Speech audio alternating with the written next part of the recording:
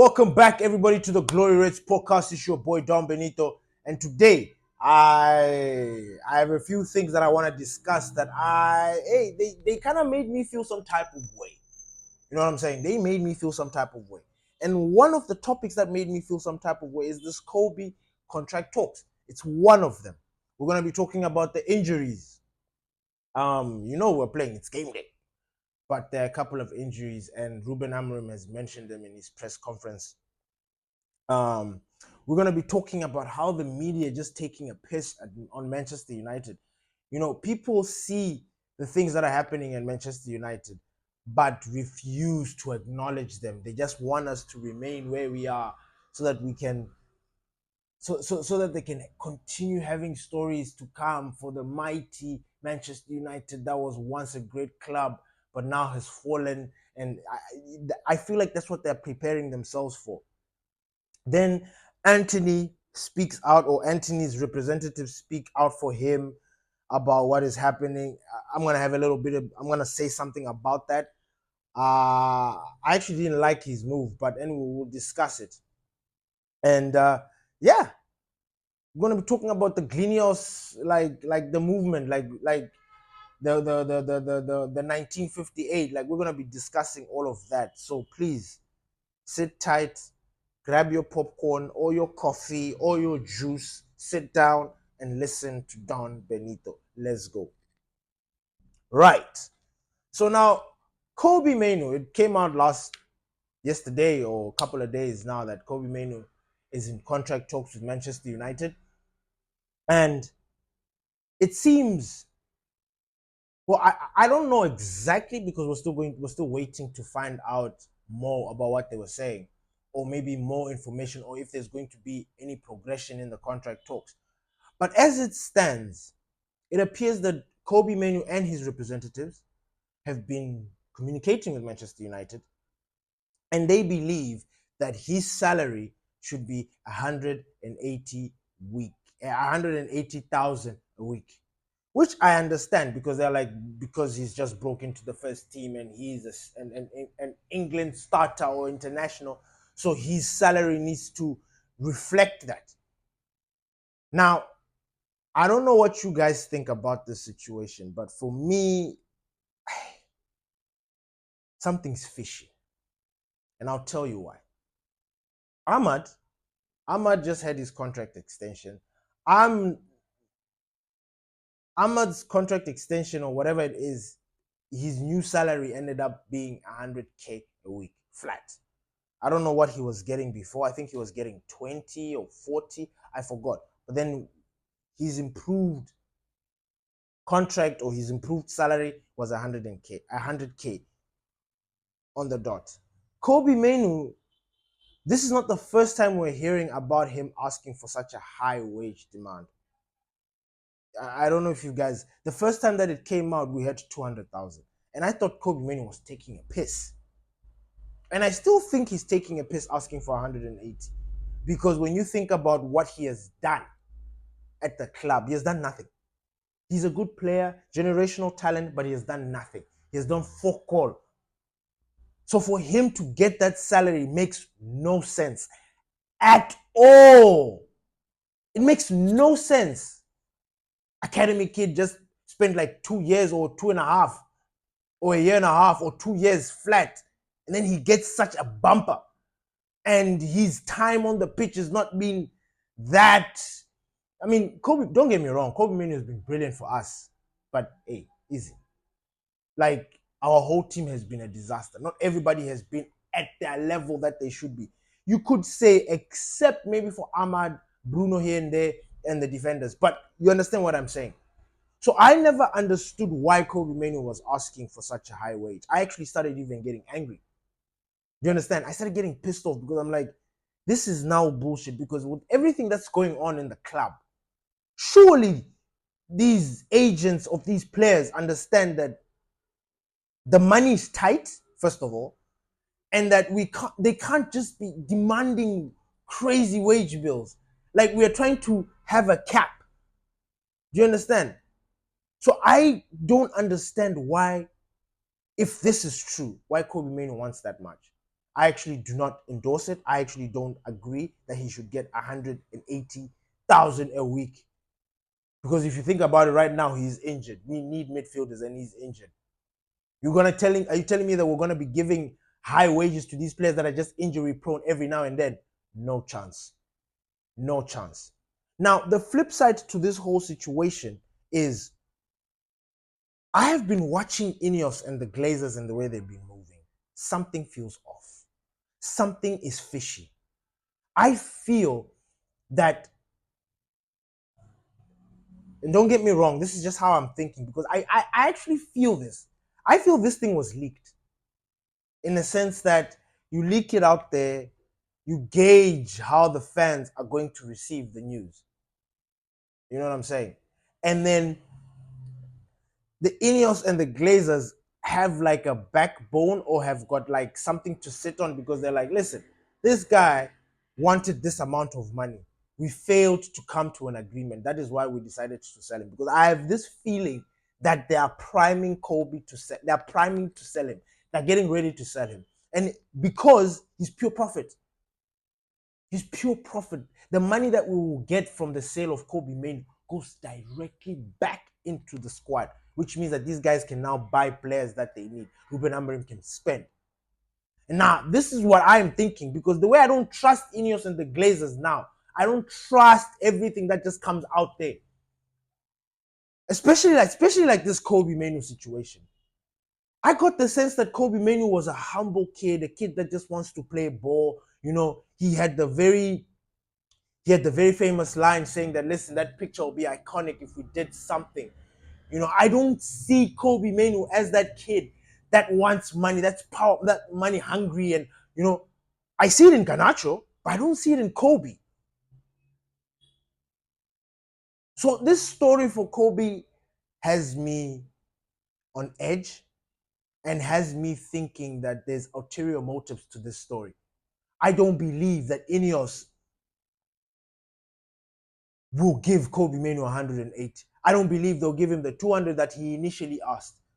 I believe that these guys, or I think that these guys are getting ready to sit down with Kobbie. If Kobbie sticks to his guns, or if this is really true, then they're going to be like, look, we tried to negotiate with this guy and he was not budging, which is what we thought we could sell him. And mind you, Kobbie Mainoo has got 2 years left in his contract. 2.5 or 2 years left in his contract. So this Kobbie Mainoo situation for me, I don't know. It's weird. It's from nowhere. No, it's not from nowhere. I lie. It's not from nowhere. It was the alarms. This story came out last year, if I'm not mistaken. Last year or the year before, or beginning of this year. And now again, it has found momentum and it's down there making its way into these social media platforms. And we're now sitting here asking ourselves, what's going on? Is Kobbie Mainoo that greedy? He sees what the club is going through. Is he really going to now try and heap more problems into the club? I don't think so. I don't think so. But again, you know, the modern day footballer is different. You know, these guys have got no loyalty. They've got nobody, like they're all thinking about themselves. Nobody gives a damn. Nobody cares. So we need to keep an eye out on that one. Please keep an eye out on that one. You need to keep an eye out on these kids, our homegrown talent, Garnacho, Kobbie Mainoo, Collier. These kids that are coming up, man, these guys are getting ready. They're getting ready to do a summer sale, like a garage sale. But then they want the players or the kids to have market value. So don't be surprised next season or this coming January window, we're selling kids. Kids are just flying off the shelf. Going. And you're asking yourself, what's going on? They're trying to make money. We'll see. Then Ruben Amorim had a press conference yesterday with Matthias de Ligt on the Europa League against Sociedad. Look, and before I actually say this part that I'm trying to say about this, the injuries,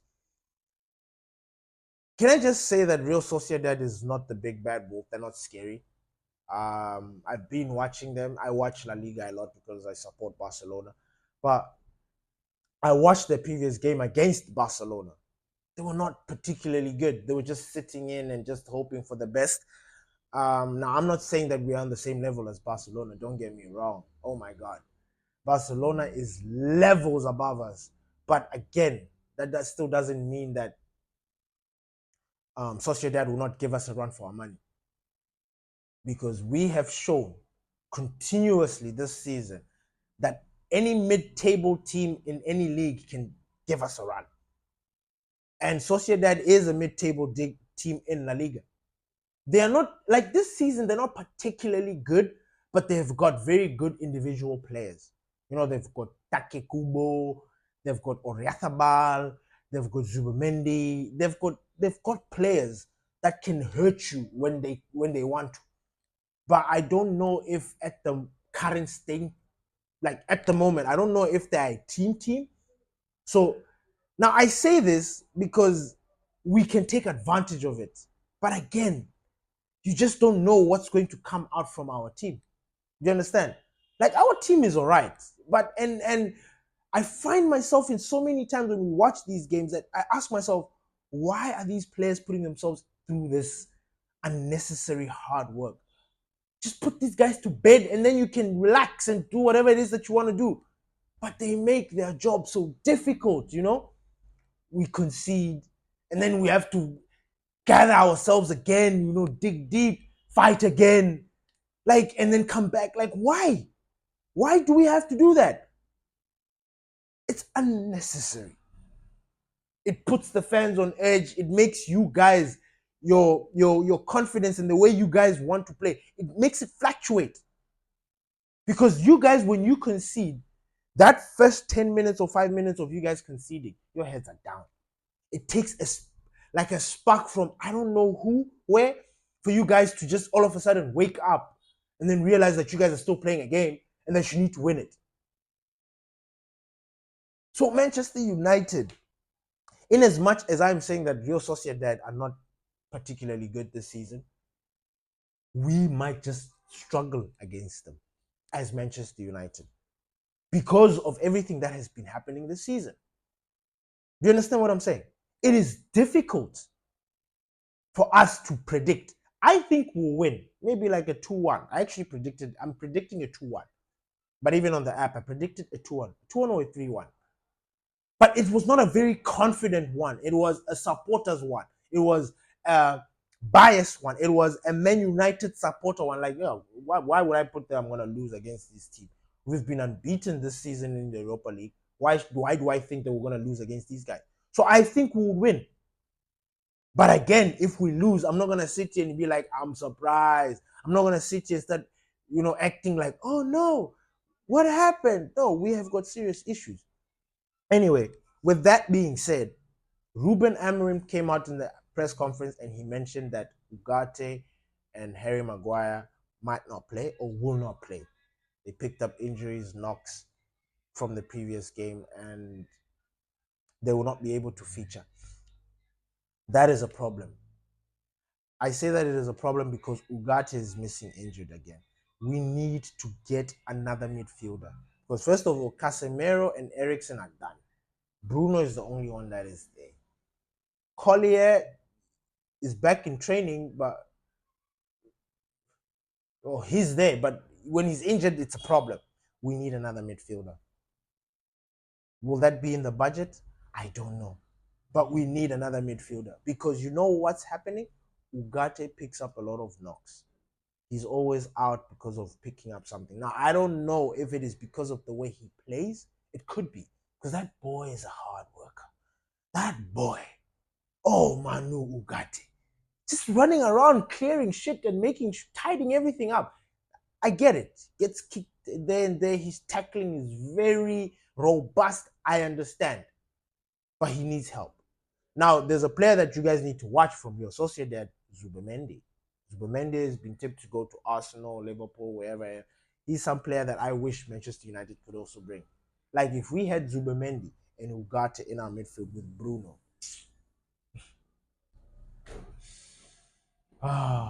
Life would be good. But that's just a fantasy. Anyway, so those guys are going to be missing in this game. We're gonna miss Harry Maguire's power, his stance, his physicality, his informed self. We're gonna miss it. But I think Matthias de Ligt is a very good deputy. I think he's gonna do very, very well, very well. And yeah, actually, this is how I think my team, or this is how I think Ruben Amorim is going to line up. As you can see, I have Altay Biende, I have De Ligt, Lindelof, Yoro, and then I've got Mazraoui, Dello, and then I've got Bruno, Kase, Zirkzee, Eriksen, and Hoyland. You know what I'm saying? So it's just one of those things where, but it could change. It could be Bayende, Yoro, Lindelof, De Ligt. I don't know. I keep hearing that Dogu's back, which I don't understand, but I hear Dogu's there. So I don't know. I didn't pick Dogu in my team. So we could have Dogu there, then we could have Mazraoui this side, then you could have Bruno, Kase, Eriksen, Zirkzee, Hoyland, or Garnacho, Zirkzee. Either way, because we don't have Obi. You know what I'm saying? So it's just a little bit tricky. Moving on. Coincidence of the media not letting up with Manchester United. Again, our manager has been asked very stupid questions. Asked about his formation. 3-4-3. Is he going to change it? Like, I decided to bring this up because I don't see a lot of managers getting this flack. Because at the moment, yes, their formations are working or they are not losing. The reason why Ruben Amorim is getting bombarded with these questions is because of the results that are happening at Manchester United. Not because he's incompetent, not because people don't think that this thing is not going to work. It's because we're losing. That's it. We're not winning games, and that is causing people to panic. It's causing people to think, oh, maybe he needs to change his formation. No, he doesn't need to change his formation. He explains to you guys every day, every time, that look, it's not about the formation. Whether you build with 2 or 3 or 1 defender or what, it doesn't matter. The ideas are the same. These players just need to execute. What's so difficult about that? When he was at Sporting Lisbon, he had the same struggle. But eventually people got the memo. People got and understood what they needed to do. Why is he not being given the grace period? Why is he not being given that luxury? This is his first season, by the way. He has come mid-season to keep a team afloat. Why is he not being given that grace to handle his business? I really am sick and tired of the way people are going in on my manager. I am tired. I'm sick of it. Get off his back. Let him work. Stop requesting interviews, because this man is doing interviews every single day. Every day. Every day, there is a quote that is coming out from Ruben Amorim. And you ask yourself, when did he do this interview? You start to go and check and say, whoa, when did he say this? When did this come out? When did this happen? Can we see? We are tired. Can you leave us alone, please? Antony and his representative have been speaking. Look, I am happy for Antony. And honestly, I've been praising him because I believe, when he first came into Manchester United, it was exciting. He was himself. He was in the biggest club in England. He was happy to represent Manchester United. He made a couple of mistakes there and there. He got shut down by the British media. That hampered Antony. And then you mix, and then you add together with the whole injury crisis that we've been having, and the the chaos that has been happening at Manchester United with him as well, and then you add the media, ex-players coming in, it has been a very toxic environment. And unfortunately for Antony, he's somebody that is a victim of criticism from ex-players. He did the Antony spin one time. They absolutely slaughtered him. And I believe, for me personally, when I look at my players and I look at how they've been coming up, ever since that spin, Antony has never been the same again.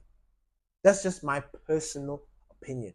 You could have seen it somewhere else, but I saw it then because the abuse that he got from that Antony spin, he didn't do it anymore. He stopped.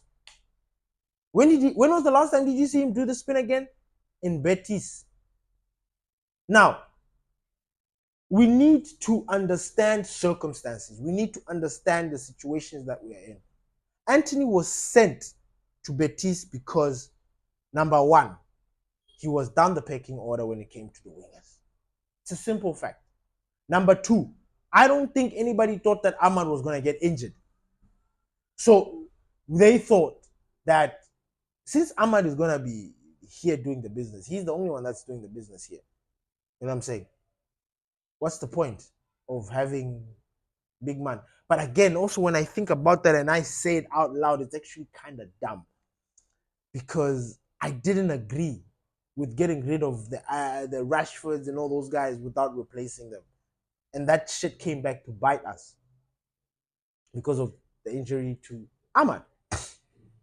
So we sit here holding ourselves, you know what I'm saying? And like, what's going on? What's going on? So Antony got injured, had a burst up, like he's just been having this inconsistencies, not being able to cement himself in the starting 11, which is very normal when you don't as a player, like when you're not that number one in your position, it, you know, when you're having to fight, you know, you will be rusty. Antony was rusty, but he was showing signs of progress. Ruben Amorim decided to make an executive decision in saying, listen, and I back Ruben for him. I'm not gonna sit here and start saying that this was bad. No, I back Ruben on this because Antony needed game time. He was rotting that Manchester United. He's still our player. He's still contracted to us. So he shouldn't get it twisted. You know? So his performances have not been good even when he was brought in. Since whenever. He's been struggling himself. He's the one that was supposed to get out of his own shell and make it work. He did it. He was given opportunities, he squandered them. Ahmad was just there simple. Ahmad, the kid, Ahmad Garnacho, they did the business. They did the business. Antony didn't. Now Antony is that guy that you kind of have like a love-hate relationship. When he left, you're like, good, listen, man, I need this guy. Because the Antony that we bought from Ajax, my God, that was the Antony that we wanted to see at Manchester United. We haven't seen that. He's showing glimpses of that at BETIS. What is it about our club? So Antony shouldn't come in and, you know, saying, no, you know, these quotes of like, no, I'm happy, the weather, you know, my family and my kids are happy here, you know, I'm here with people that trust me, they give me confidence. You know, like you acting like that opportunity was not given to you at Manchester United. You're acting like you were not the one that made yourself a meme with those weird facial expressions and the things that you've been done, your petulance, the fighting. Like, don't get me wrong, I'm happy that you're there tearing it up at La Liga. But the fact that you guys are denying that you've struggled at Manchester United, like, I truly believe it was the physicality and everything like that because Antony failed to get past people. He failed. He was always like, I see him in La Liga right now and he's just gliding through. So you can say whatever you want to say about that league. But Antony is thriving. He's beating men. You know, Antony has got this signature move where if you're two players coming for him, and he's on that wing. He will roll the ball, and then if you try to attack, he could either go out with it or he will go and slide in between you guys in a step. He will just whack and try and enter inside there. He has been trying to do that in the Premier League for I don't know how long. Sometimes it worked, sometimes it didn't. But I'm seeing it work more at Betis in La Liga. So say what you want to say about the leagues. But somehow in England, you are not allowed to do that. Like you're stopped. Either you're not allowed to do that or you're too scared to do it. I don't understand. I don't know. But somehow when you do it in England, it doesn't work. It only works in La Liga. Now, Ruben Amorim came out and said that one of the issues is because of the physicality of the league, which is true. The Prem is physical. It is very, very physical. Antony was not having a good time in the Prem. Let's call a spade a spade. Let's call it that. He came to the Prem, the Prem is not for everybody. Unfortunately, it's not for everybody. If you come there and you thrive and you do all well and good, man, hey, big ups to you. But if you come there and you flop and then you try to look for reasons and stuff and excuses, I feel like that is a cop-out. And from Antony's camp and Antony, I feel like those statements they were unnecessary. They were like saying that they were going against what Ruben Amorim said. It's not the tactics, it's the way he plays, And I'm like, what? Are we crazy? Us people that support Ruben Amorim and that see what's going on, are we crazy? It's a genuine question because sometimes, like even Eric Ten Hag time, when I was sitting there thinking, nah, man, I'm not Eric Ten Hag out, and I never was. I was asking myself at the time, was I crazy? Now I'm asking myself the same question because everybody else seems to be thinking that we're setting ourselves up for disaster. That that Ruben Amorim is not it. So can somebody explain that to us? Because nah, I can't deal with this. So this Antony situation for me, I just thought it was bullshit. Listen, man, those guys are paying your wages. Like your loan deal, Antony's loan deal was the best loan deal we've ever done, where we are not paying much of his salary. A lot of the loan deals that we've done in the past, and I'm pretty sure maybe even with Tyrell Malacia, we covered 80% of those loans. Imagine you're sending a player out like to go and help another team, and then you're still paying his salary when that team is supposed to cover all of that. So in terms of that, I think this was a very successful loan because Antony is coming back to us, and then we'll see. But it looks like Betis might push to sign Antony. We'll see. But this is good. If Antony is good, doing good, playing well, his age is perfect, we'll get good money for him. We're not going to get the 70 million that we splashed on him, of course, 80, but we will get a reasonable amount for him if they are serious, if they really, really want him. Thank you, everybody, for listening to the Glory Reds podcast. It's your boy, Tom Benito.